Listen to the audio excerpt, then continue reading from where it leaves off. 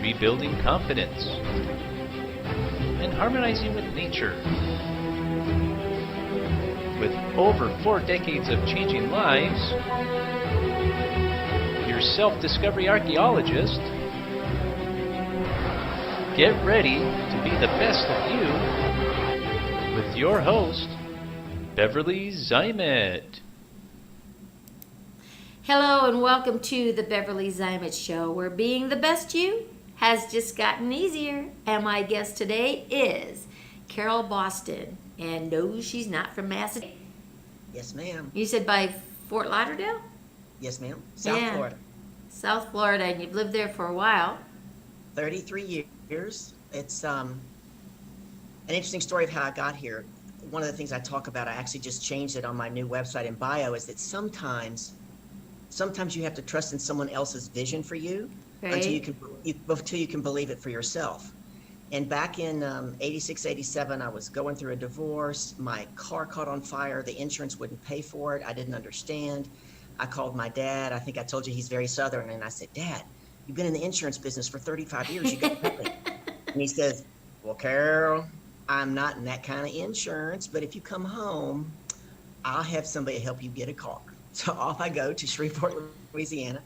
And I knew I didn't want to be a tennis teaching professional my entire life. So I went to Dallas, Texas, and lived with my second cousin. At the time, she was head of personnel for Neiman Marcus. And she taught me how to buy the Navy suit and the pearls and all this. And this was right when the government had broken up AT&T and all the baby bells, and competition was really fierce. Right. I got hired by a company called Metro Media Communications. I don't know if you remember them. Their owner. That name doesn't sound familiar.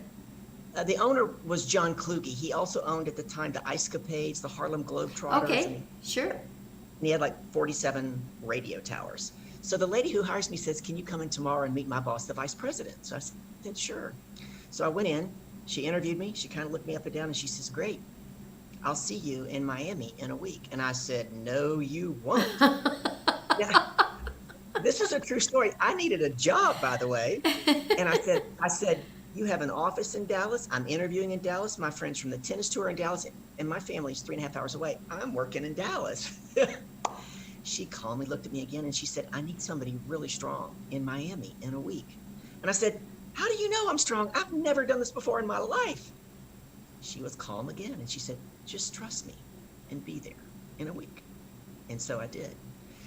And that led to an almost 27-year successful sales career for large corporations, AT&T, Sprint. Ooh, that just give me chills all over. Wow. That's how I got to Florida. Didn't know anybody, didn't know a thing about my job, and just picked up my car, loaded it up, and came. Right. Yeah, that's kind of what I did when I ended up in Okeechobee. I had a friend of mine, because I was going down to my brother's in Orlando for Christmas or whatever, right?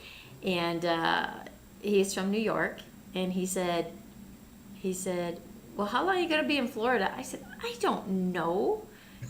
Just however long I'm there. And he said, I have a house down in Okeechobee, and I need somebody to take care of it, and it needs some work, and I need somebody to oversee it and whatever, right? And it's like, you want me to go where? He goes, Okeechobee. I said, Oka what? It took me a long time to be able to pronounce that name. It's like, yep. It's like, he said, I've got internet, it's like, okay, because that's going to be mandatory, right? So he's telling me all this stuff, and, and it's warm down there, and it's this, and it's that. They got a big lake, right? And it's not that far from the beach, because we can, Okay, I said, okay, fine. So we get down there, I meet him, oh, God, just before Christmas. And I'm looking around and thinking, yeah, this place does need some help, I mean, it wasn't bad, but it was like, it needed tender loving care, right? Sure. And it's like, okay, all right, what the hell? I'll hang for, maybe a couple of months. He says, I need at least 4 months, right? And it's like, 4 months? You're the nomad. I'm like, 4 months. Okay. Well, I didn't really have anything on the agenda. I said, okay, but I opt to say, if I'm done, I'm done. Okay, deal. Right? Uh-huh. So I moved all my stuff down and got set up and cleaned the place up a little bit, and made it look homey, and the internet was good. I have to give him that. The internet was good, because that would have been a say, oh, I'm gone, right? Right. And but I didn't know anybody there like you, and so I decided, okay, I'm gonna just check out Facebook and see what. So I just typed in people who like spirituality or alternative or something like that. So I typed that in, right, that live in Okeechobee. So, this stuff is popping up and different names, and I'm looking at, stuff. But I see one name that shows up all the time. All the time. Doesn't matter what I typed in, her name was there, right? I'm thinking, maybe this is somebody I need to get to know, because obviously she knows everybody in town and she knows everything that's going on in town. So maybe I just need to kind of like, jump on her coattail. So I reached out and I private messaged her, gave her my phone number, and I said, I'm new to town and I see that, everybody in town seems to know you or you know them or whatever. I don't know what I wrote, right? And she usually doesn't answer anything, right? But there was something that said, you need to call her, right? So she calls me, and so we set up a time. It's like, okay, let's meet up at, I don't know, it was some little spice coffee shop thing, right, at this location, right? And I said, I have no clue where that is. Let me tell you where I'm at.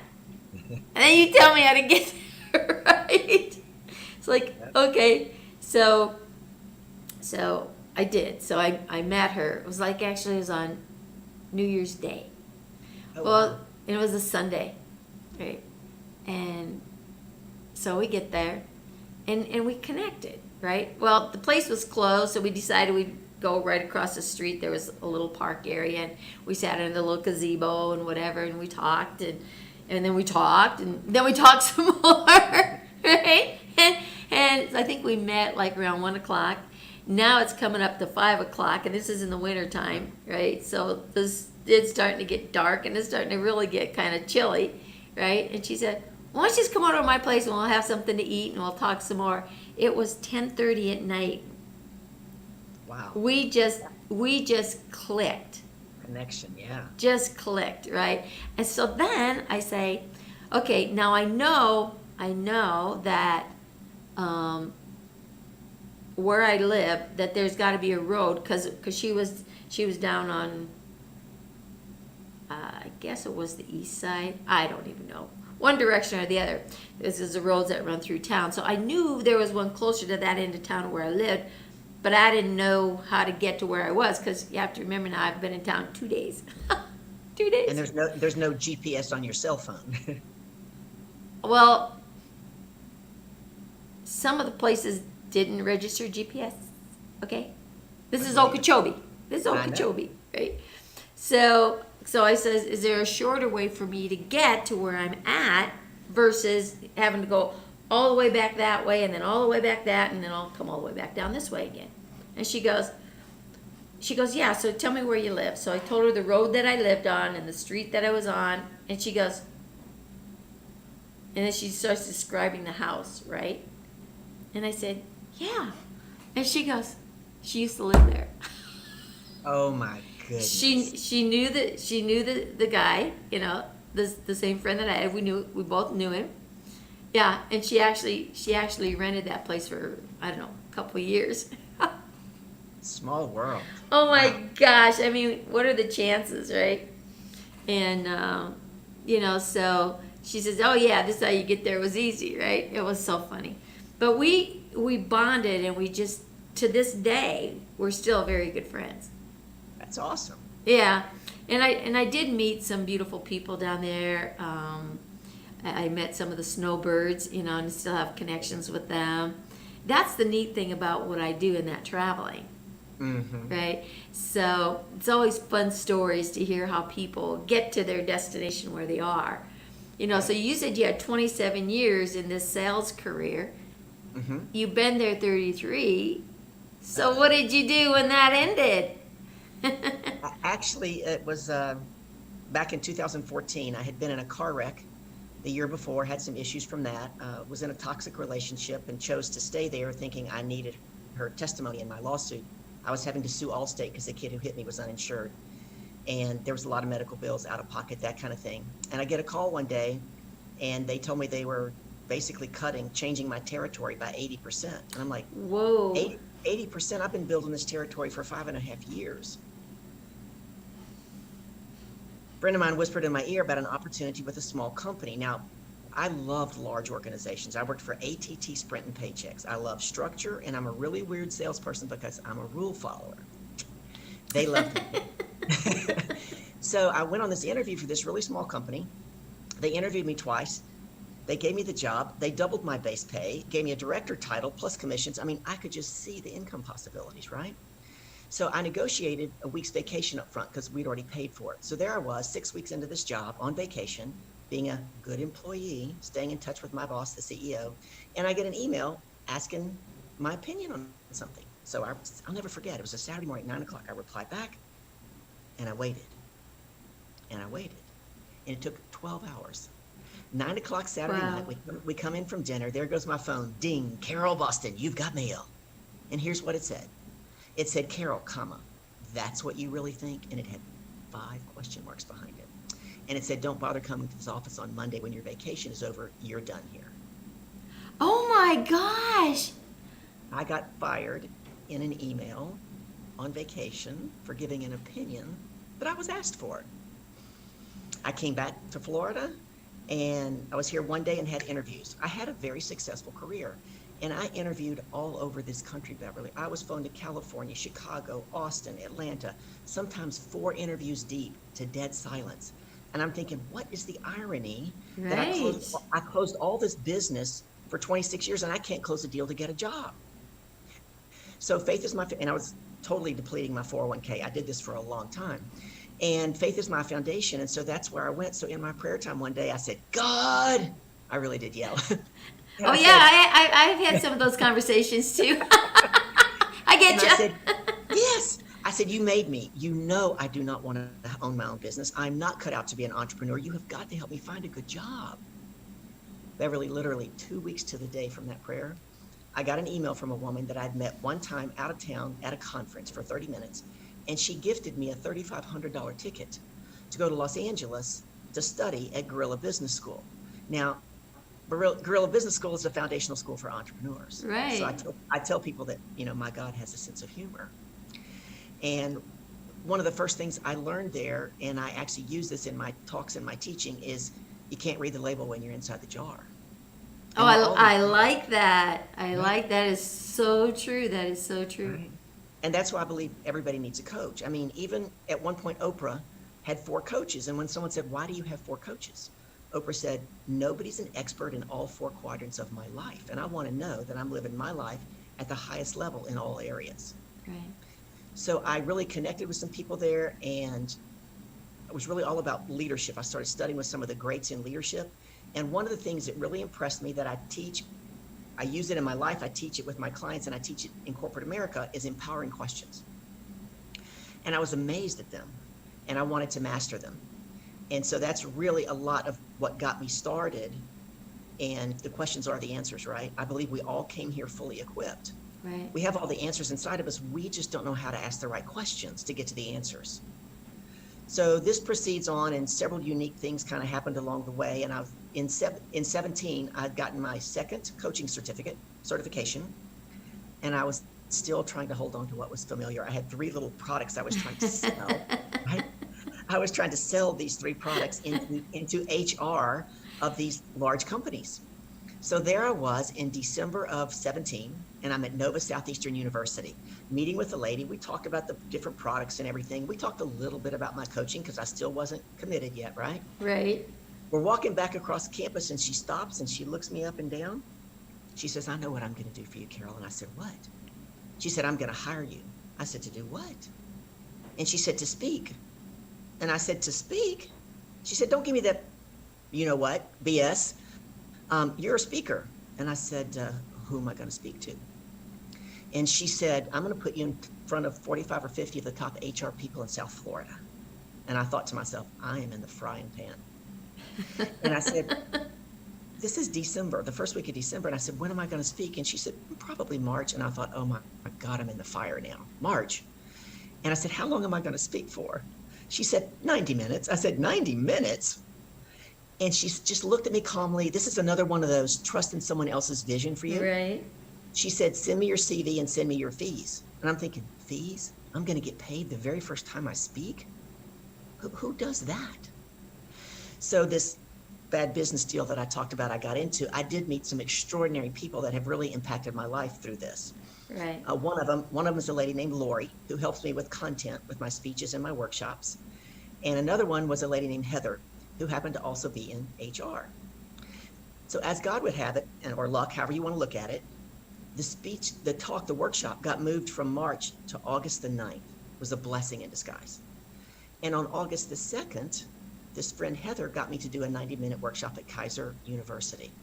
Now, the lady at Kaiser who was doing the hiring, she gave me a hard time constantly. And Lori kept saying, why do you just don't do it? They're driving you crazy. And I said, no, I am not going to Nova Southeastern University and give a workshop, never having given one before.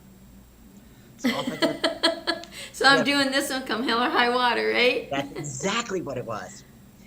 And I went and I did that 90-minute workshop, came back, I had 6 days to get ready for a new workshop, and off I go to Nova. Two of my good friends go with me. It's a half-day affair. I had 90 minutes, and there was a speaker before me who had 90 minutes. And now this speaker, they paid her more money because she had written a book. And I know you and I are going to talk about that, right? That's right. So she had all of these titles and degrees behind her name. It was incredible. Like she was this brain something and this. She had all these degrees. So we get there at about 6:45 in the morning, just go in. And I walk in the room, and there is this man with this booming voice. I mean, he should be on radio or television. And he goes, Carol Boston. And I look up, and the lady who hired me was standing there, and she goes, you know Carol Boston? He said, she's the only reason I'm here. And I thought, oh my God, I do not need this pressure. I don't need this pressure. It turns out his name was Barry Johnson, and he and I worked together for a decade back in the 90s at AT&T. Okay. So I go over to help this lady. She was French Canadian, had this lovely French accent, and I was helping her set up, and we're chatting, and she said, so Carol, how long have you been on the circuit? And I leaned in really close, and I said, oh, I'm not supposed to tell you. No, first I said, what circuit? She said, the speaking circuit. So I leaned in and said, I'm not supposed to tell you. She goes, why not? And I said, this is only my second time. Last Thursday was my first. She looked at me like I had lost my mind. True story. So she went first and just did not win the room over, if you will. We're going to leave that. And so I go out to go to the bathroom, and I'm stretching to get ready for my turn. And the lady who hires me comes up and grabs me by the shoulder. She's in my face. She goes, you are going to increase the energy in this room, aren't you? And I said, absolutely. I'm just concerned there's not enough time for my content. And she goes, well, content is why we're here. You're not using those stupid slide things, are you? And I go, no. I'm going to be very interactive. I go in, I get set up. This guy, Barry, walks up to me again and goes, Carol, I trust you're going to do a better job than that, right? I'm like, No pressure here, right? Bring it on. this is so much a true story. Lots of lessons learned. So I get going, and one of the lessons I learned that as a speaker, you take your own timing cards, right? So you can do them in big black ink. I didn't know that. I'm very, new. So the lady who hired me said, I'll do your time cards for you. So I'm in my thing and I'm going, and she holds up the time card, and she had done it with a regular ink pen. I couldn't even read it across the room. And I just said, I can't read that. and so she says 30 minutes. And I'm thinking, So I get everybody broken into groups and into an exercise. And I go over and I say, Tanya, I have 45 minutes. We started late. She goes, oh yeah, I'll fix that. Times go by. She's in the back of the room, and my best friend's back there filming some clips, and she holds up another time card, and now she's further away. I'm like, I can't read that. And they both spoke at the same time, and I thought they said 3 minutes. And I thought, holy cow, 3 minutes. I said, give me 4 and I'll wrap this up. So I wrap it up. Everybody's standing up, clapping. She makes a beeline, gets in my ear. She says, sit him down. It was 30 minutes, not 3. Teach him something. Oh.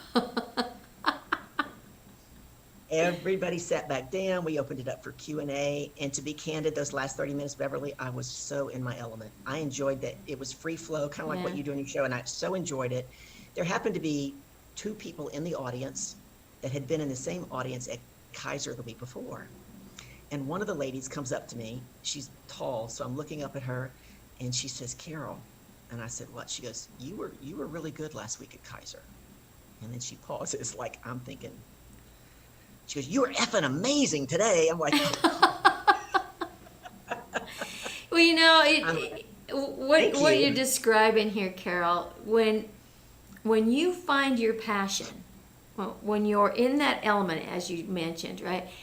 Everything just happens and it just comes out because you're confident, because you know what you're talking about, and it's not opinionation or anything. It's facts, and it's what you've been through. You know, you are the expert on that, right? And that's what makes a good speaker. And to be able to interact with the group, with the crowd, you need to work your audience, right? And I like what you said. You know, you were speaking, but you were actually giving a workshop.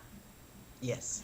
You know, and so I mean, I've attended a lot of conventions. I've actually different classes and stuff like that, and it's all information, and it's like, okay, all right, sounds good, right? And then you walk out of that room, and it's like, okay, now what do I do with all this information I just had? Because there was no direction on how you can start incorporating it in your business life, your personal life, or whatever, right? It's just kind of, you're left hanging. And that was one of the things that I said to myself when I started doing workshops and stuff. It's like, I am not going to leave people walking out of here not knowing what to do with the information I just shared with them. And that's, you know, we talk about the book. Okay, so this is one of my books, right? It's called The Power Formula, right?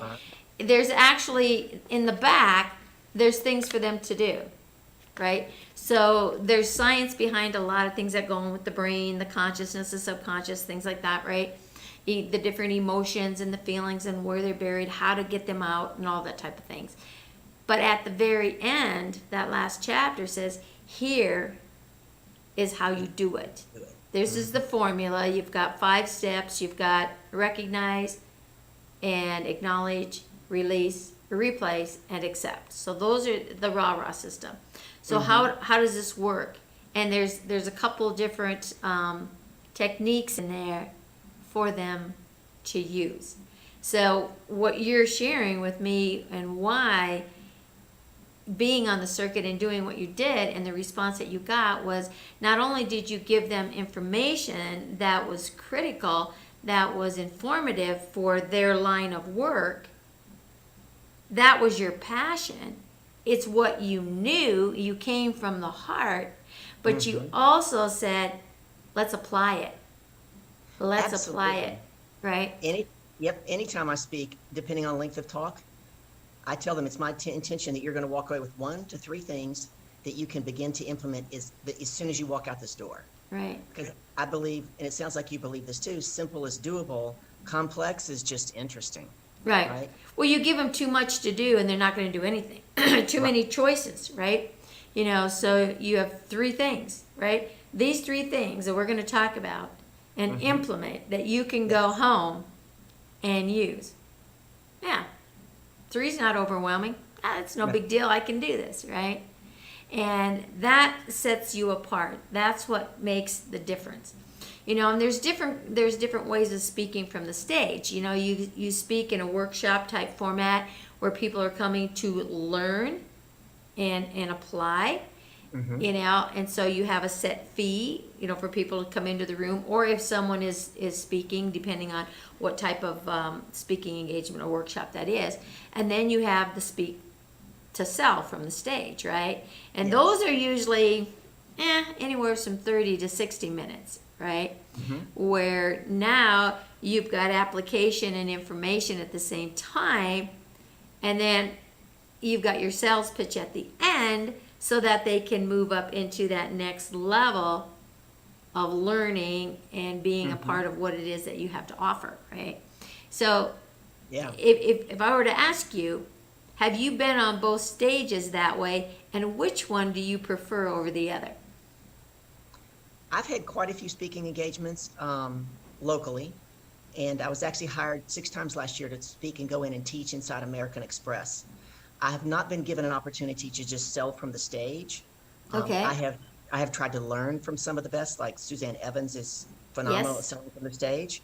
I haven't been given that opportunity yet. So I like the interaction of being with the people down there when they're doing the exercises and working. I really like that. I like the teaching and the application process. Right.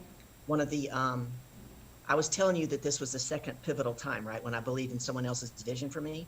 At the end of that workshop at Nova, a lady comes up to me and she says, "Do you have a card?" And I said, "Yes, ma'am." And I gave her my card, and she said, "I'm so-and-so. I'm one of the HR directors at American Express, and I'd like you to come do this with my HR team." And I said, "Do you have a card?" And she said, "No." And I thought, I'll never hear from her again, right? If you can't, you salespeople, you got to follow up, right? So this is August the 9th, and I'll be danged in September. She contacted me. She wanted it to be 60 minutes instead of 90. We worked all that out, and it was going to be in November. And she calls me up in late October, and she says, "I need to move the event to January." And so I said, "Okay." And she said, "May I go ahead and pay you now?" "Oh, you want to get it in this year's budget?" She goes, "Yeah." "Well, you can pay me 2 months early. I'm good with that." Yeah, no problem there, right? And so that literally led into 6 paid speaking engagements last year in American Express. And that's a piece of my business why I've just changed my LinkedIn, and I'm going to gear that piece towards corporate America. I really like that interaction. Yeah. Quick story. The three things inside there that I was teaching on, one I take from a boating term called tacking, and I give it in layman's terms, and I apply it with the art of celebration and empowering questions that you and I were briefly speaking about. So I separated them toward the end of the workshop into 2 groups of 5, and they were given an exercise to do. So I'm going back and forth and I'm listening. And so this one lady was really frustrated. And I said to her, "May I help you?" And she said yes. And so the gentleman who was the decision maker in this scenario, Right. I said to him, "How would it feel if blah, blah, blah?" And he sat up. He said, "That would feel great." This woman looks at me. She goes, "How did you do that?" "I've been asking him and asking him." I said, "But you weren't listening. He told you he was kinesthetic. You kept asking him, what would it look like? He's not visual." And Right. so I asked him, "How would it feel?" Right? She looked at me, rolls her eyes. Her boss is sitting right there. She goes, "Oh my God, this is going to make us better listeners too."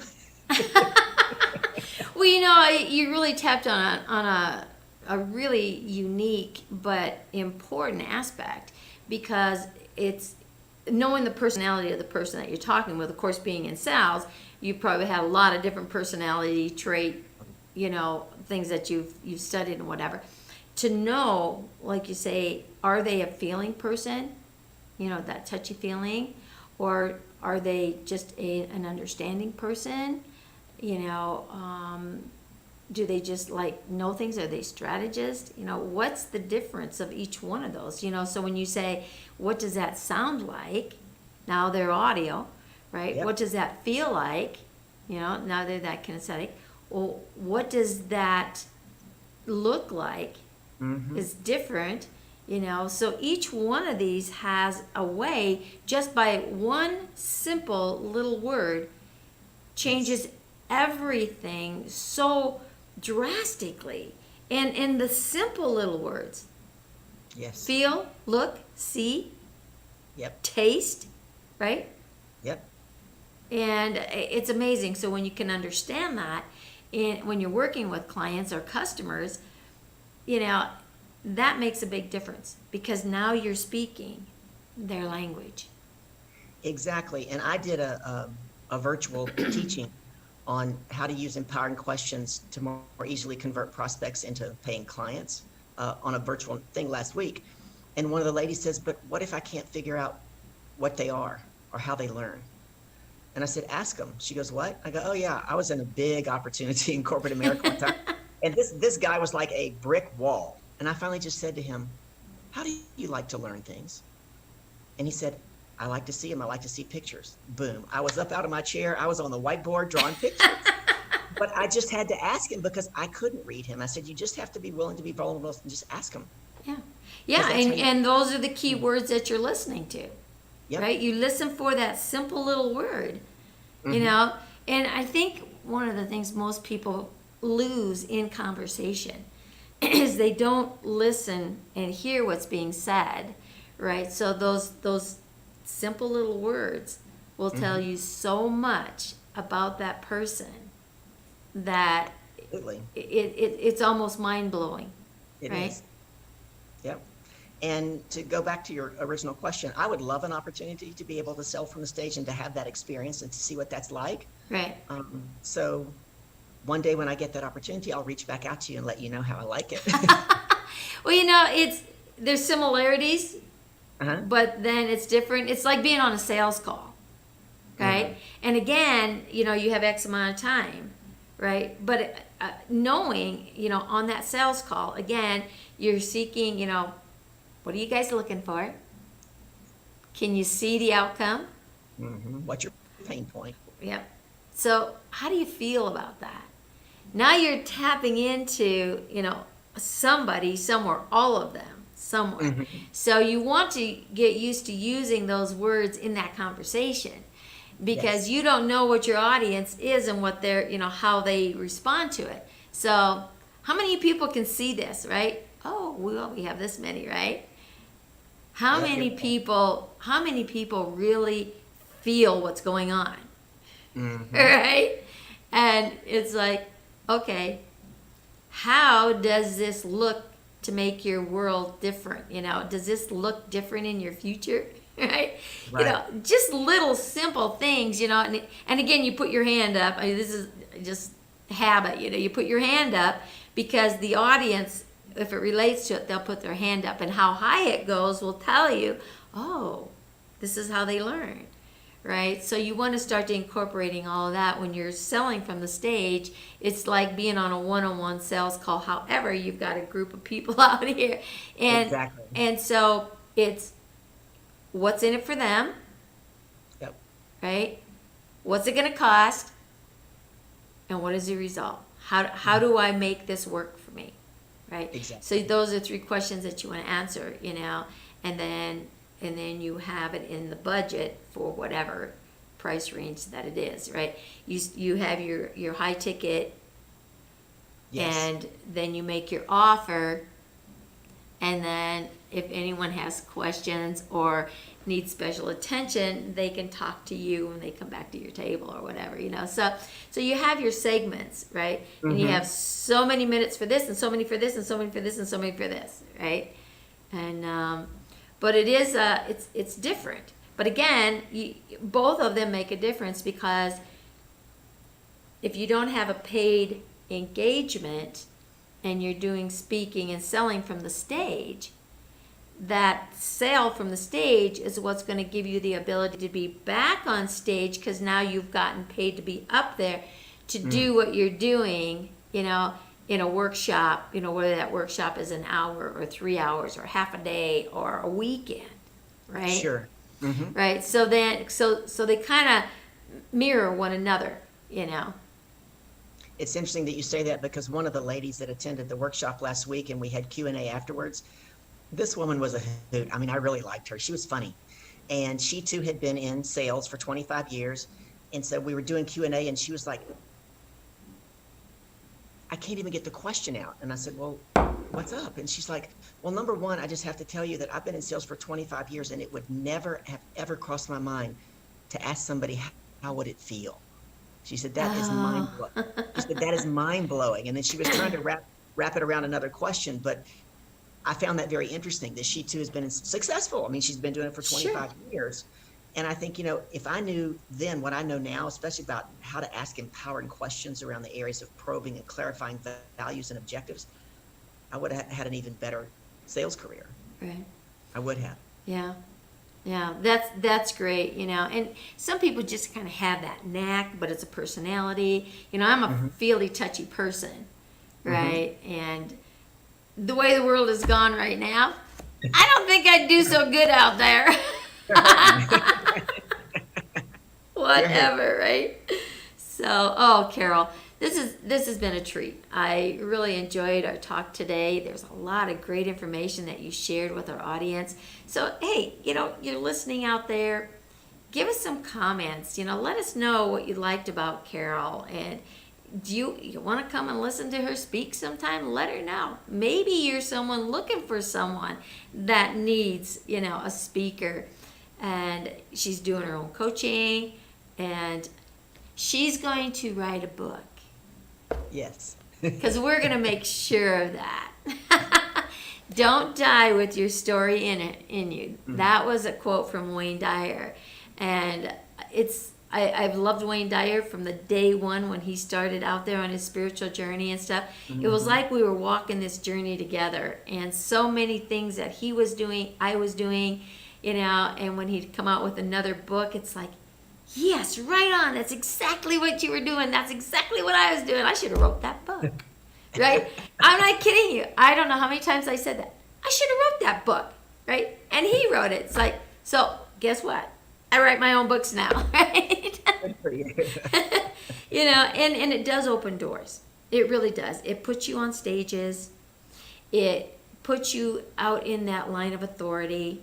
There's just so many different things that happen and change with a book. This is a better calling card. How many people throw your business card away? Nice. Will they throw your book away? Probably not. Hopefully not. Yeah. It was that bad. Okay, yeah. Oh my goodness, right? So, but there's so many different things in life, and just talking about these personalities, and these are some of the same things that I use when I talk with people finding their identity, because some of them they don't really know that they are feeling things, that they are seeing things, or they are hearing. They don't know what personality they are and how they respond and why they respond differently to this person versus that person, because they're not speaking their language, right? Right. And when you can understand that about yourself, that, oh, that's what they mean, right? Exactly. So now I need to change what they're saying is, how do I feel about this? Because they're talking, you got that? Can you see where we're going here, right? And they keep saying that, right? And you're saying, I can't see a damn thing, right? Then you tell yourself, wait a minute. What if I said, how do I feel about that? What am I feeling about what she's talking about? See, you can turn that around on yourself if you know those tips. Even if the person up there on stage, or the coach or whatever, isn't giving that to you. When you know these things about yourself, yes, you can place that. Okay, how do I feel about what she's saying? And I share that. What am I hearing? When I teach on empowering questions, one of the things that benefits I tell them is they allow you to not only see what you're trying to do, but they allow you to see how others are perceiving what you're trying to do. Exactly. And it allows you to get others on the same page as you with less resistance. Yeah. Who wouldn't like that, right? Everybody wants that. Yeah. Yeah. Yeah, and perception, because we all have our own perception. And one word changes the meaning. Yep. 24/7. I mean, just 100%. It's crazy. One word, and it's usually the little simple words, not these big, long, complicated words. It's this little simple word like look, see, feel, right? Do we have time for a quick story or no? Yeah, go ahead. So when I was at Nova teaching and somebody said something and I said, no, nothing has meaning. Nothing has meaning in this whole world except that which you give it. And she kind of said, what do you mean? I said, I got a friend up in Georgia. Now this woman, strong Christian, read the Bible front to back 3 times. 3 times. Now I've read a lot of the Bible. I've never read it front to back. Yet all the time I was around her and she would get upset. She would say, God damn it. And the hair would stand up on the back of my neck because I'm a believer. And it would just, I just couldn't understand how she could profess, right? So finally one day I couldn't take it. And I asked her, why do you keep saying that? And how do you reconcile that with what you say, who you say you are? You know what she said to me? Oh, Carol, I don't spell it G-O-D. I spell it G-A-W-D. God damn it. It didn't mean a thing to her. So right? She wasn't saying God, she was saying God, right? Exactly. So she assigned, and even to this day, I still assign negative value to that language. I'm choosing to assign that, but I had to learn that lesson. She did not assign any negative value to that. So nothing has meaning except that which we give it. Yeah. And And when we, that is so true. That yeah, is so true. Thank you for sharing that little story because, again, what has meaning to you may not have meaning to someone else. What has yes, feeling to you may not feel for someone else. What you're seeing in your perception is all related to what your database of information is. All of yes, these things that we've just been talking about, it's your database. Is your database up to par or is it outdated? Right. that's right. And most of us it's outdated, and that's why your personality isn't what you want it to be, or your belief system isn't there, your trusting isn't there. So becoming your true identity, and getting rid of all of that old stuff, that database, it's removing the old database so that you can put the new belief in the new database in place so that it starts running on autopilot instead of this old database that's just picking up the pieces from what was created from a perception when you were 5 years old or 10 years old or 14 or whatever the case is, right? you The know story that we bought into. exactly, Yeah, exactly, right. And where does it change? It changes here. And when does it change? Now or that's never. right. When you decide. And when you decide. When you decide. So we're going to leave it on that note. And I want to say thank you to the audience. And I want to say thank you, Carol, for joining me here today. Thank you, Pam. And I look forward to getting to know more about you and everything. And we just might have to get you back on the show. Thank you. It's been an absolute pleasure. I appreciate it. You're welcome. Go out there, be that best you that you can be. Because Carol and I, we're going to be the best we that we can be. Everyone, have a great day. And we'll see you on the next show.